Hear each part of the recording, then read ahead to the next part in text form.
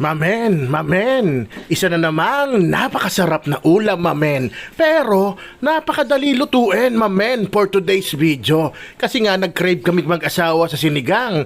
Pero dahil nga iwas putok-batok, ayaw muna namin ng baboy o baka, mamen. Pero magkaiba gusto namin. Siya hipon, ako bangus. No problem. Pagsamahin natin, mamen. Tara, simulan natin, men.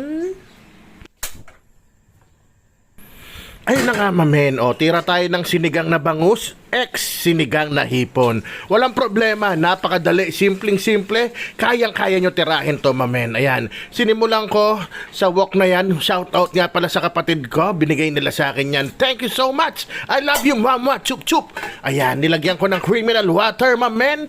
At nilagyan ko ng aromatiko.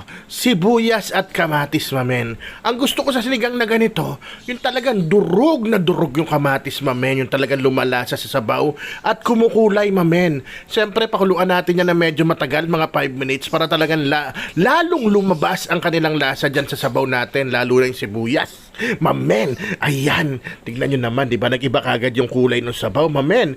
So, after 5 minutes, ganyan kasimple yan, mamen. Nilagay ko na kagad yung bangus, mamen. 1 kilong bangus nga pala yan, mamen. Napakataba ng tiyan yan. Diyos ko, gugutumin kayo. Ayan, no? Mamen, siguro naman, lahat tayo dito, mahilig sa taba ng bangus. Ito nga, mamen, habang nilalagay ko yan, gusto ko kayo batiin in advance ng Happy New Year. Naway, masimulan natin ang ating bagong taon ng puno ng pagmamahalan, mamen. O, tapos ayan, nilagyan ko na white pepper, pwede rin black pepper. Kung ayaw nyo maglagay ng pepper, nasa sa inyo na yan, mamen. Tapos itong Knorr chicken powder ko, shout out sa asawa ko. Ginawa ng lalagyan at dinikit pa, ginawang sticker yung etiketa. Kasi nga, wala akong pambili ng malaki, may lalagyan. 500 yun, mamen, mahal. Ayan, tapos ito pinakamabait na patis. Bakit kamo? Kasi nagsusorry. Ayan, sorry fish sauce. O, Thailand patis yan, mamen. O, unti lang, mamaya pwede natin habulin yan ng asin or kung tawagin asnan nyo. Tapos nilagyan kong onion leeks, mamen. Onion leeks, pampabango ng sabaw niya. Tapos antayin lang natin kumulo. At nung kumukulo na, mamen, ganyan na magiging itsura niya. Lalagay ko na tong Knorr sinigang mix. Actually, pwede nyo lahatin yan. Mas masarap para sa akin. Kaya lang, yung dalawang anak ko, yung kambal, yung baby, ayaw nila na masyado maasim. Pwede nyo naman dagdagan yan pag nakakuha na kayo sa bowl. At ito talaga nagpasarap dyan yung hipon. Lalo na nandyan yung aligi sa ulo, mamen.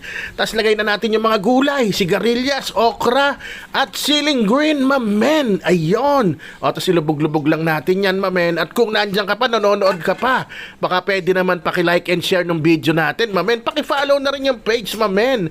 Yan, balik tayo. Kung gusto nyo tanggalin yung bula-bula na yan, pwede rin, mamen. Pero ako, laban na sa akin yan. Laban na ito na nga. Sumasundok na ako ng kanin habang nilalagay itong dahon ng kangkong at stalks ng kangkong kasi kakain na ako, mamen. Kaya naman, isisigaw ko na, Rapsa! Men!